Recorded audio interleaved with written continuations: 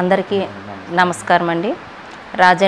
రాజానగరం నియోజకవర్గం సీతానగరం మండలం రఘుదేపురం గ్రామ పంచాయతీ ప్రజలకు, రఘుదేపురం నాయకులకు గ్రామ సర్పంచ్గా తెలియజేయించింది ఏమనగా ఇండిమిల్లి చంద్రలీల అని నేను గత 4 రోజులుగా రఘుదేపురం గ్రామంలో పంచాయతీ పరిధిలో 76 లక్షల దుర్వినియోగం అని వివిధ వార్తాపత్రికల్లో ప్రచురించడం జరిగిందండి.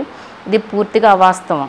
గత ప్రభుత్వ హయాంలో గడప గడప కార్యక్రమం మరియు అధికారులు ఎన్నికల నిర్వహణ కార్యక్రమంలో పని ఒత్తిడిలో ఉండడం వల్ల చేసిన పనులకు సంబంధించిన బిల్లులు అధికారులు సకల కాలంలో చెల్లించలేకపోయారు.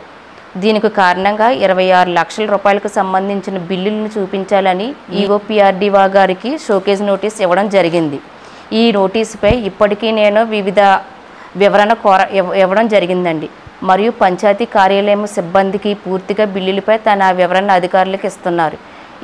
ఈ విషయంపై ఉన్నతాధికారులు విచారణ చేస్తున్నారు. కావున నాయకులు మరియు ప్రజలు దయచేసి రఘుదేపురం నాయకులు, ప్రజలు ఈ తప్పుడు ప్రచారాలను నమ్మొద్దండి.